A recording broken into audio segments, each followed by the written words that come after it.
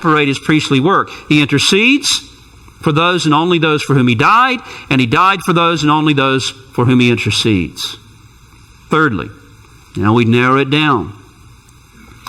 We get down to the very heart of the atonement now. Thirdly, asking the question, according to the Bible, what exactly was happening when Jesus died on the cross?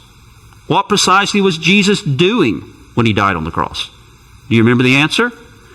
We saw from Scripture that Christ was offering up himself as a substitution, a substitutionary, curse-bearing sacrifice for sin. That on the cross, Christ was literally suffering in the place of sinners as their substitute, bearing in his own body and soul the curse and punishment those for whom he died deserve for their sins.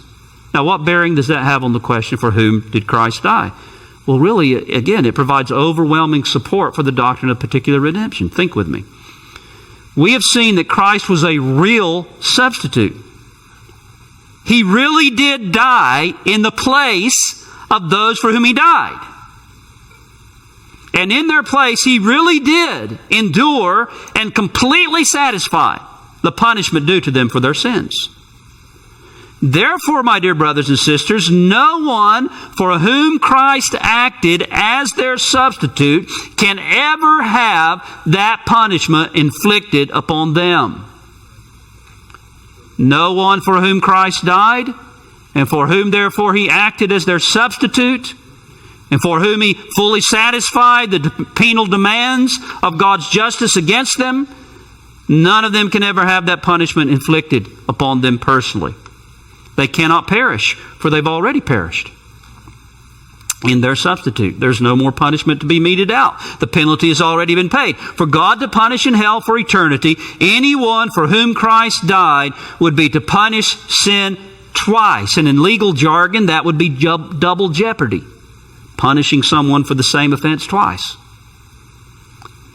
Therefore, the very fact that the Bible teaches that some men are now suffering, or will in the future, the penalty of their sins in hell forever, that very fact demonstrates that Christ did not die in the same way for all men. Listen, if Jesus died for Judas in the same way he died for Peter, then Judas is in hell tonight illegally.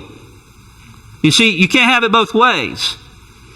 Either the atonement was a particular atonement, or it was something less than a substitutionary penal satisfaction for sin. And in history, that's where the doctrine of general atonement has often led. Not that everyone holds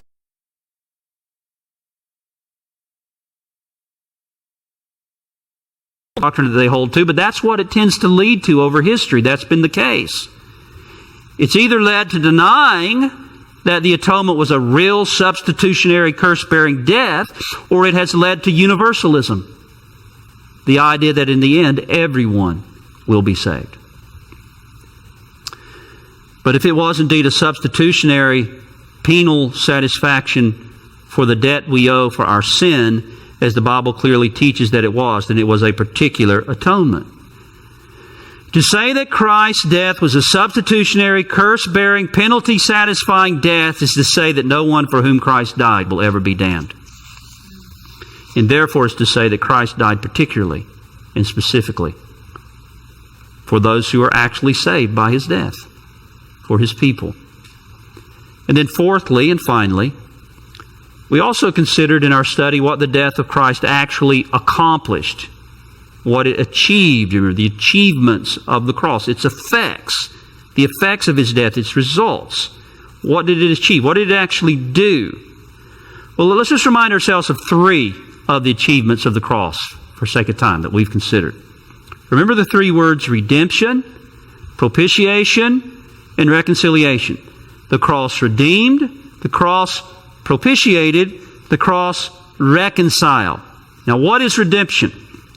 We saw that it is freedom or deliverance by the paying of a price. It is purchased freedom. It's not merely the paying of a price. Redemption is freedom by the paying of a price. Now, did Christ die with the intention of making men redeemable? Or did He actually redeem those for whom He died, whoever they are? Well, the Bible is clear that He gave Himself to redeem us